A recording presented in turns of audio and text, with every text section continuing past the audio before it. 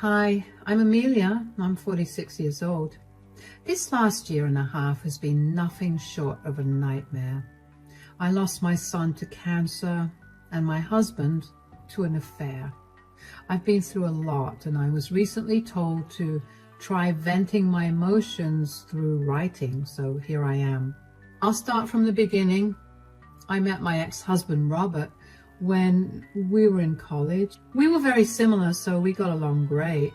We dated for 4 years before tying the knot. We waited for a year or two before we decided to have kids. Our first child was a girl who we named Megan, and 5 years later we had my son, Justin. For 15 years, everything was great. We were a happy family that was doing very well. Both Robert and I worked jobs that paid us well enough to save up for both of our kids' education and also live comfortably. And then one day, my son Justin collapsed out of the blue. It was one of the scariest moments of my life. I had no idea what was happening. One minute I was making a PB&J sandwich for him, and the next I heard a thud on the floor and found him lying unconscious. I was trained in CPR, so I quickly performed it on him while I called 911 for help. The ambulance arrived quickly and we were rushed to the hospital. After a number of tests, I was told that Justin had leukemia. I cannot describe to you all the emotions that went through me when I heard that news. I felt my whole world crash and burn. I went from feeling every emotion under the sun to feeling nothing at all. I stayed with Justin in the hospital for the next few months as we tried to desperately figure out how to deal with his illness. When Justin heard of his cancer, he burst into tears, and I felt my heart break all over again. I still had hope that Justin would recover after a lot of treatment. Justin got started on chemotherapy and radiation pretty quickly. He was really weak, so he was required to stay in the hospital. I spent every minute that I could in that hospital. Unless it was to work or take a shower, I was there by Justin's side. Megan was at college by this point, and Robert was too busy working. The news of Justin's illness devastated all of us, and it left us feeling pretty numb. Megan couldn't be back home all the time, but she'd fly back home once a month for about a week to spend time with Justin. Robert was the only one who was barely around. I would try to talk to him about him, but every single time he'd tell me that he was too busy working. It was beyond frustrating to hear that, but I figured that he was burying his feelings in his work, so I didn't push him too much. Then he got the news that Justin's illness was spreading way too fast for the treatment to work.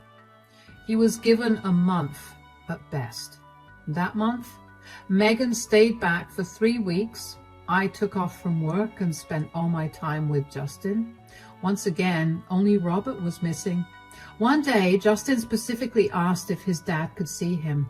He kept asking Megan and me to bring his dad to see him, so I called Robert. Yes? Where are you? I'm at work. Where else would I be? Oh, I was just checking because I'm at the hospital right now. Will you be coming here after work? I don't think I'll be able to make it. Why? I'm busy with work. What else do you think I'm doing? What else do you think I'd be doing? Don't you think you should cut down on your hours a little bit? I mean, insurance is paying for Justin's treatments, and he's not going to be here after this month. Why don't you come and spend time with him? Amelia, I literally can't. Just because our insurance covers Justin's bills, it doesn't mean that we won't need money. I get that, but even so, you should come visit him. He misses you and wants to see you. I would love to be there by his side, but by the time I'm done with work, I'm so exhausted that I just want to sleep. I understand that you're tired, but I'm tired too. I haven't slept in God knows how long. You'll regret not getting to spend time with Justin once, you know. You think this isn't hurting me? I also want to be by my son's side, but I literally can't. The last thing I want is for Justin to see me looking exhausted. The kid needs to be around cheerful people now. Justin doesn't care about that, Robert. Just come and spend time with him. That's all he's been asking for all day. Tell Justin that I can't make it. How have you suddenly become so much more busy since Justin's diagnosis? You're supposed to be there for him as his father. He's struggling with this, and he's doing his best to be happy. Why can't you set aside your feelings for a second and think about Justin? Why are you yelling at me? I told you that I'm doing my best to be there for him, but it's not as easy as you think it is. I'm also a working woman, Robert. How do I have time for Justin and not you? You've worked so much this year and you haven't taken any of your paid time off. Just take the rest of the month off and spend time with Justin. I can't do that. Why? Why can't you do one last thing for Justin? Do you not care for your son who's suffering and literally dying? Amelia, I'm really busy right now. I only picked up the phone because I thought there was an emergency. If you keep calling me to yell at me, I will stop picking up the phone. Bye. And just like that, Robert hung up on me. I remember staring at my phone in shock that day. Justin had only one wish, and that was to see his father. How had Robert not seen the importance of that moment?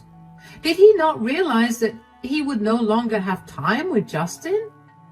I felt such a crazy amount of anger at that moment. I tried to call Robert again and he didn't pick up. And when I tried again, my call wouldn't go through. He had blocked me. I shamefully explained to Justin that his father was busy and that he wouldn't be able to make it. Megan also seemed as mad at me at that point. Justin just seemed defeated. And that only made me feel worse. I mean, how else am I supposed to feel when my dying son got so used to not having his father around? Megan and I did our best to cheer Justin up, and he finally seemed to forget all about his disappointment. Megan had to leave eventually because she had an important exam to give, which if she didn't, she'd have to wait another 6 months to give, and that would not be possible because she had other things to do in 6 months. She apologized profusely to Justin, and he assured her that it was okay. She told me that she would try to make it in time to see Justin one last time. Unfortunately, Justin passed away only 3 days after Megan left for university. To say I was devastated would be an understatement. I don't know how I got through the next few days, but I managed to plan Justin's funeral. I finally managed to get through to Robert, and when I spoke to him, I felt nothing. Robert did his best to make up for his absence, but all of that just felt like hollow attempts. Still, I knew I needed to rely on someone to get through the funeral, so I accepted Robert's attempts. On the day of the funeral, Robert had left to do something without telling me what it was. I tried to get in touch with him for hours, and when almost everyone was at the funeral, Robert showed up. I walked up to him in worry and irritation and asked him where he'd been. "You're finally here. What took you so long?" "Geez, why are you freaking out?" "I've been dealing with all the guests all by myself. I wanted you here because you know how much I've been struggling, and dealing with others is beyond exhausting." "Have you always been this needy?" "What is wrong with you? Why are you being so rude and nonchalant?" "I'm not being rude. I'm just in a better place mentally, and you're really bringing me down." "Better place mentally? What are you talking about? Your son passed away only 2 days ago. And who is this woman?" "I don't care that he's gone. I found a replacement. This is Beatrice, and she's pregnant with my child." "What? Are you really telling me that you're cheating on me at our son's funeral?" "I figured now was as good a time as any. I mean, I was going to leave you immediately anyway. You thought telling me about your affair at our son's funeral while I'm in the depths of grief was okay? What happened to you always being by my side? Did you really not care about Justin? Was he just that replaceable to you? I told you from the start of our relationship that the one thing I wanted was a son. You gave me a son, so I stayed with you. Now that I no longer have a son, and you definitely won't be able to give birth to another child at your age, I had to replace you. What is wrong with you? Nothing is wrong with me. You're way too emotional to accept your reality right now. But I've already had the divorce papers drafted up, and they'll be served to you tomorrow. So that's it. You're just going to abandon me for some random woman you found and impregnated? You're going to throw away our 23 years of marriage for some stupid need of yours to have a son? It's not a stupid need. Who do you think will keep our family name alive? Our daughter, who get married off to some guy and change her name? And I didn't just find some random lady. I've been seeing Beatrice for over a year now. Are you telling me that while I was struggling to deal with Justin's sickness and coming to terms with losing him, you were cheating on me with another woman? I'm glad your emotions haven't gotten in the way of you making sense out of your reality. You know what? Maybe it is a good thing that you're leaving. I don't want to be married to such a heartless man. Now, if you'll excuse me, I need to be around people who actually care about me. The range of emotions I was feeling is something I simply can't describe.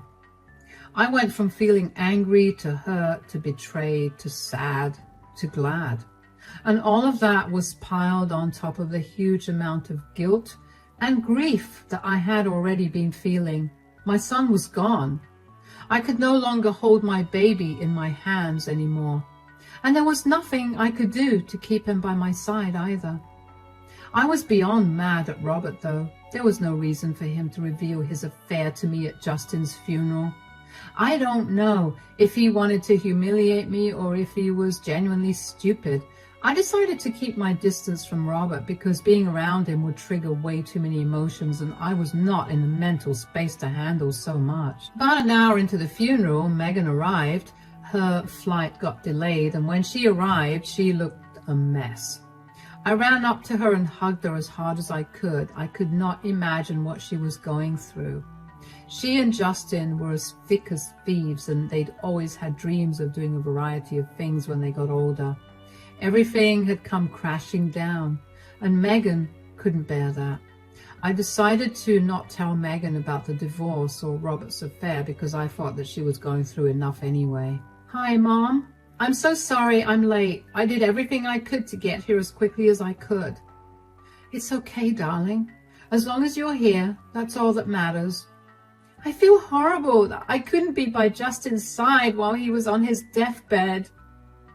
Don't feel bad. You were stuck in an impossible situation, and Justin would have wanted you to focus on your future over him. He left you a letter, so you can take your time and read that. That was so sweet of him. I don't know how to get rid of this guilt and emptiness that I'm feeling right now, though. I know, sweetie. At the very least, you should feel better knowing that Justin is no longer suffering. He's happier wherever he is now. Yeah, I guess. How are you holding up, Mom? I know you've been checking up on everybody, so I'm sure that you're exhausted. I'm not doing so good.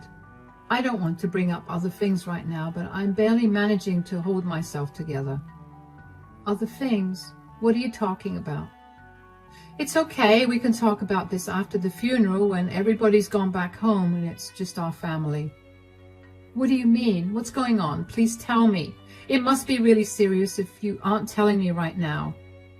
Megan, please, just let me come to terms with everything. Talking about it will make me break down, and I don't want to do that with everyone watching me. Okay, I'm sorry. Just tell me if Dad knows what this is about. Yeah, well, he's the one that's the problem. What? What do you mean? Where is Dad anyway? I have no idea. I left him wherever he was when I last spoke to him and did not bother with finding him. Did you guys have a fight? This is no time for a fight. You guys are at your son's funeral, and are you two really going to avoid each other at a time when you're supposed to be helping each other get through this? Megan, we're not fighting. This is much worse. Okay, I don't care about what's going on between you guys. You two are my parents, and I want to have both of you by my side today. Let's go find Dad. I don't think that's a good idea. Please, I took a 5-hour flight to get here and I haven't slept for 2 days. Please, let's just be together for 1 day. Megan didn't give me a chance to speak. I couldn't tell her what had actually happened, but even though I wanted to tell her, I had no idea how to. I also did not want to shatter her the way that Robert had so easily shattered me with the news. I tried to get Megan to stop, but she kept tugging at my hand and dragging me all through the venue to search for him. When we found him, I felt my heart sink. I did not want to see him or talk to him. I just wanted to get through that day without any more surprises or upsetting news. But whenever Megan wanted something, she had to get it. So I decided to keep my mouth shut and keep my eyes on the ground while Megan spoke to Robert. Dad, there you are. We've been looking for you. Oh, you finally made it. I was beginning to think you weren't going to come. Why wouldn't I make it to my brother's funeral? Probably because you prioritized your exam over being there with him. Okay, you're lashing out at me for reasons out of my control. Is this why you and Mom are having a fight? Fight? We're not having a fight. Oh, really? Then why did Mom tell me something happened because of you? Why didn't you tell her the truth, Amelia? I didn't want to add to her grief the way you did to me.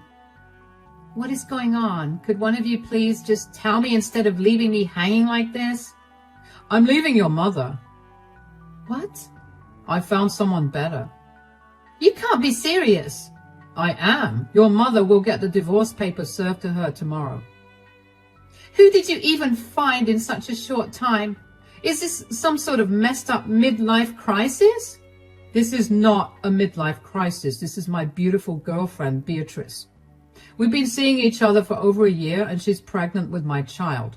The ultrasound confirmed that the baby was a boy, so now I can finally move on from this family. Why are you laughing?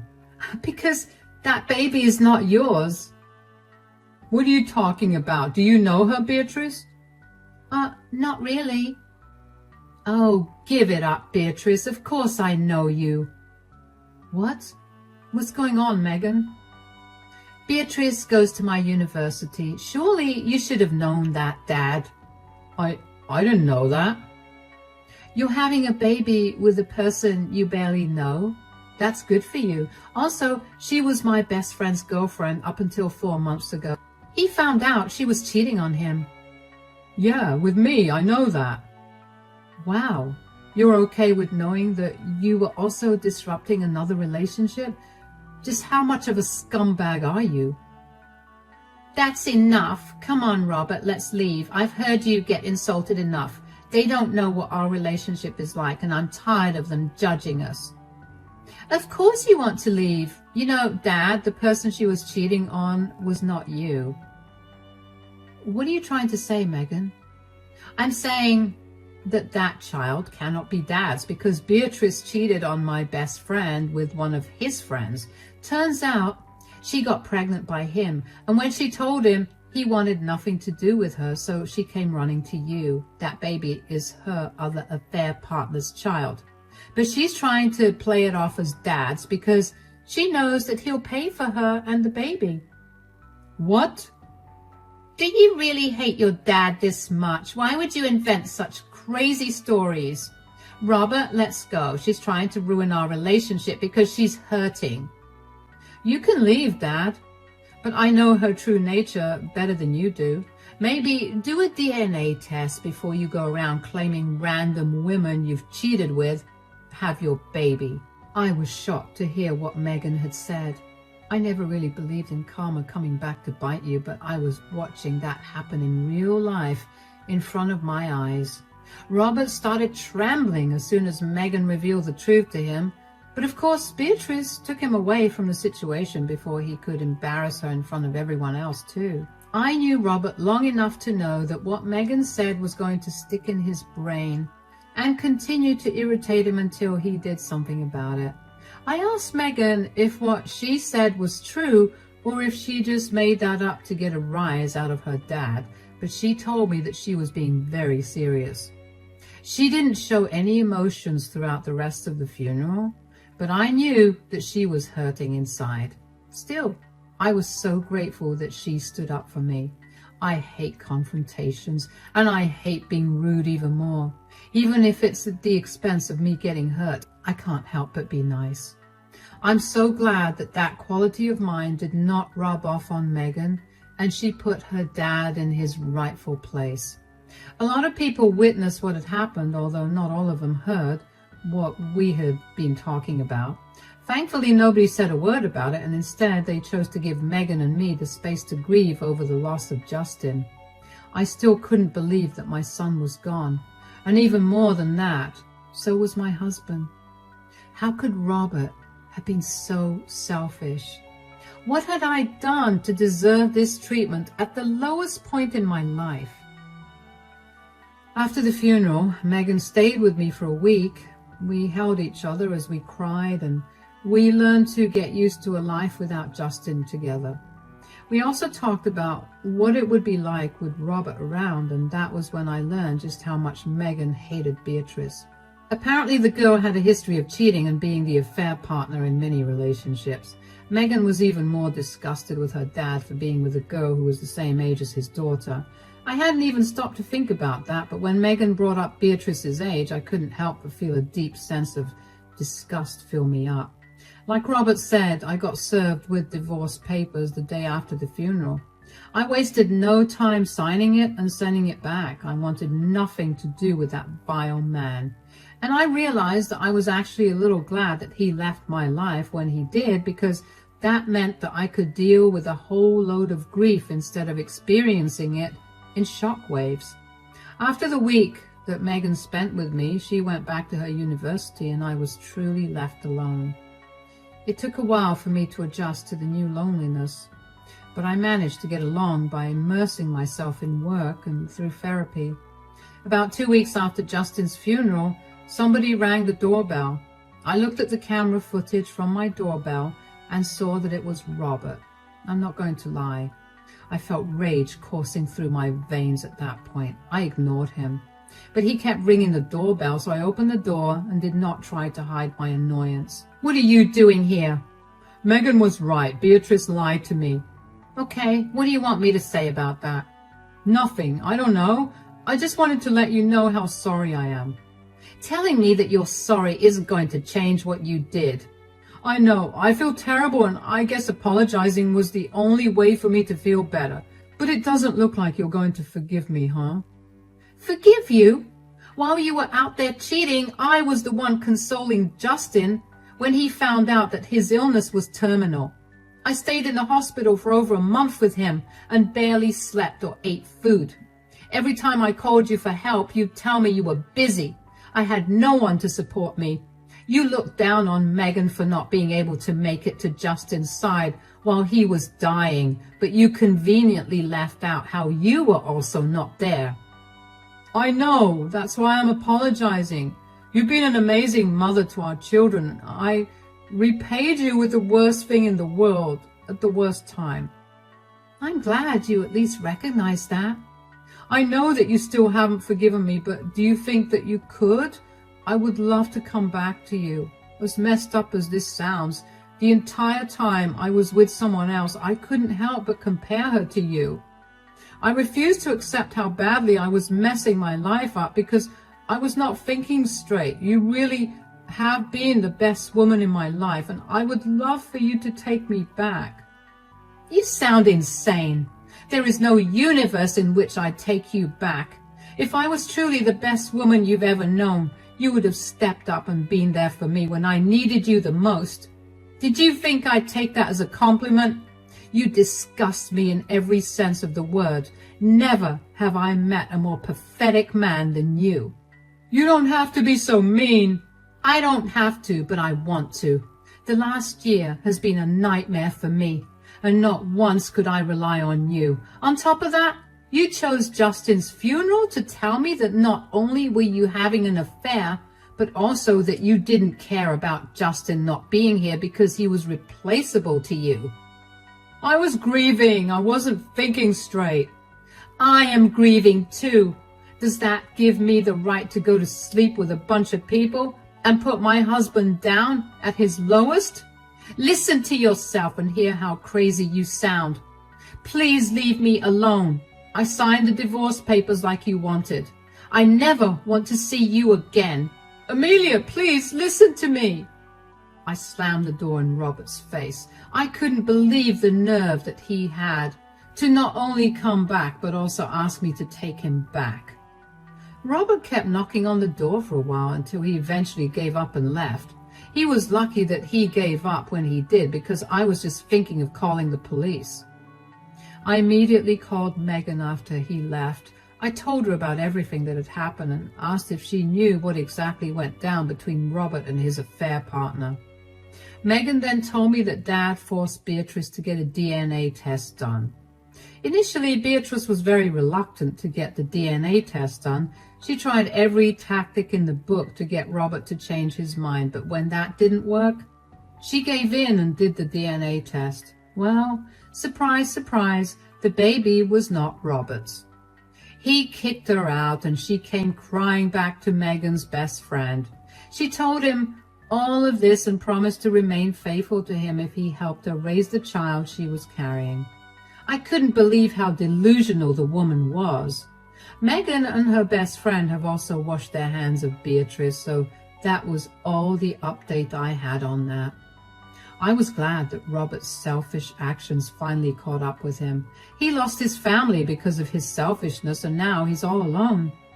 The rest of our family that was at the funeral heard about what Robert had done, and they decided to cut contact with him. Having an affair was one thing, but revealing the affair at your child's funeral while calling the child replaceable was beyond appalling, and neither one of our families wanted anything to do with him after that. From what I heard through a few mutual friends, Robert was living a very lonely life. He seemed very low and can't seem to get through a day without a drink in his hand. While my heart hurts for the loss of my relationship, I know that I definitely deserve someone way better than Robert. I will always treasure the years I spent with him, all the good memories we created together, and as a family, but that's all.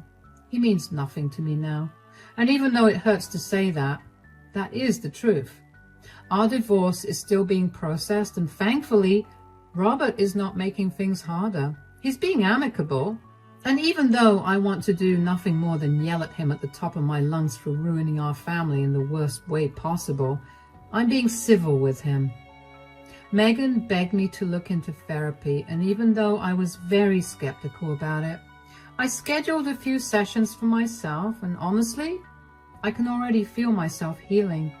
I know that I've been through way too much in this last year than I have in the rest of my 48 years of life. So no matter what happens from here on out, I'll be strong enough to overcome it. I know I have loving family and friends by my side too, and that's enough to get me through as many rainy days as possible. Thanks for listening, and I wish you nothing but good days ahead.